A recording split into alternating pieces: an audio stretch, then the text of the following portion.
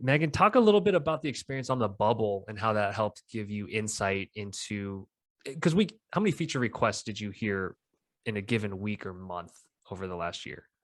Would you estimate? I would probably give over a given week, probably 50. Crazy, I'd say right? just for me. Yeah, And these aren't 50. just like minor features. Some of these are like change your whole platform, by the way, Yeah. just because this suits my workflow. No offense to anyone that does that. Yeah. And I think a lot of that, like, I think a lot of the features were really good ideas. But as I kind of went through that, I started to hear themes and I started to hear things that like potentially were really like would work well and things that wouldn't work well. And it was just an interesting thing of truly understanding where our users come from, building empathy, where I think all of our clients who are using Spectora, they have good ideas that you guys all have like just such great input. But I think a lot of it was just trying to figure out what to do with it because we were all hearing it and it was being brought up and it was being talked about. But I think what we're doing now is trying to figure out how we could effectively put that into action so people can start seeing change. Um, Great point. Such a good point because I know at the given moment, whether it's a bug or a feature, it's always going to feel like the most important to the person asking. And I think we focus so hard on letting them know that like, hey, this is going to be documented. We understand the importance to you.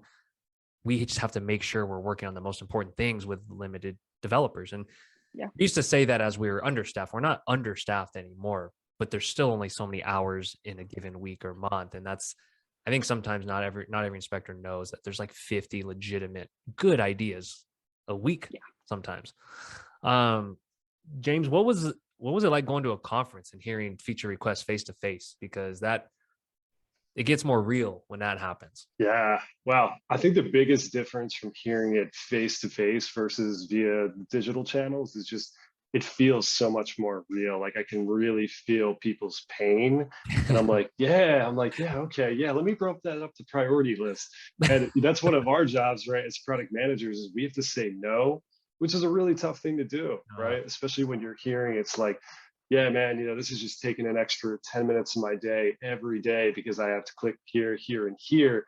When why can't I click here? And I'm one of those people, man, I feel bad. Like it hurts my soul to hear that type of stuff. So hearing it live and in person at the conference is just a next gen authenticity right there and something that makes it a little hard to prioritize sometimes. Oh, 100%. Because you want to just fix it that day. And you can see why back in the day, Mike and I were just like, oh man, like, yeah, we'll do that right now because that's bugging you when there's 100 users. How do you think about priorities now? And I say this in terms of, okay, light minor fix or tweak that saves one person 10 minutes a day versus a new button that'll save 100 people like 1 minute a day. Like these are the things we're weighing is what I'm trying to get at. I want to know how you approach prioritization. Yeah, Being that's new to this, being somewhat new to this industry.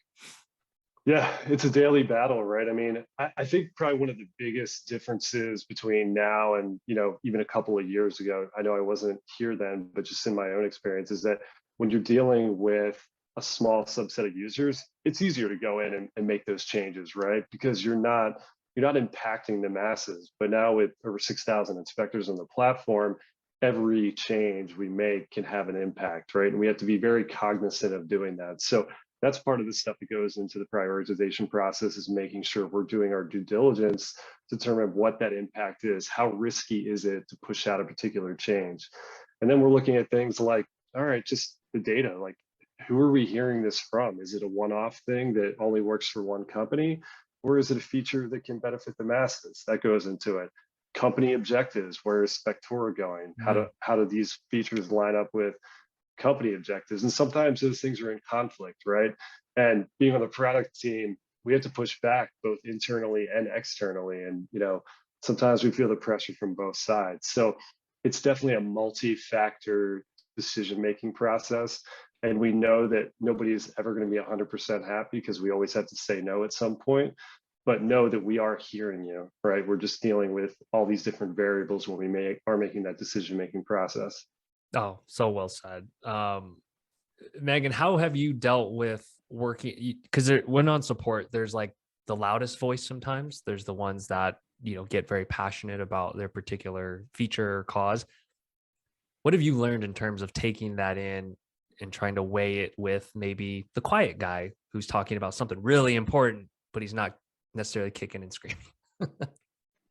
I think it's all about like, I don't know, weighing it internally and kind of taking a second to process for me, because I will hear someone on chat and they'll be in my face talking about how important this is. And I completely respect where they're coming from. I can see how that's important for them. But I kind of take a step back and be like, okay, I hear this, I understand this, but what about this thing I heard last week? How would this impact this? Or talk about like, okay, this would be really important for this company, but would this affect another company? Would this affect our general users? How would this generally go over? And so I think it's just all about having empathy, and just hearing where people are coming from, but also kind of taking a step back and listening to the wider perspective instead of just hearing the person right in front of you all the time. Yes. Well, so well said. Love that. Takes reps, and that's the thing. We try to weigh every voice for the content within it, not necessarily if they go on the Facebook group and get a poll, and I think that's some data, and I don't want to discourage people from doing that, but it's not all the data. And I think, not everyone's on Facebook, first of all. Yeah, that's such a good point too, Megan. It's, yeah, taking that breathing room, that time to just say, okay, let me factor in everything that's involved in this, right? Because I know when I first started developing my own product, and Kevin, I'm sure you did the same thing. It's like, oh yeah, you said this? Oh, okay, yeah, let me get on that right now. Like it was just, hey, I want to appease the customer, right? Yeah. But yeah, with such a massive impact being had for every decision we make, we got to breathe, got to take that space.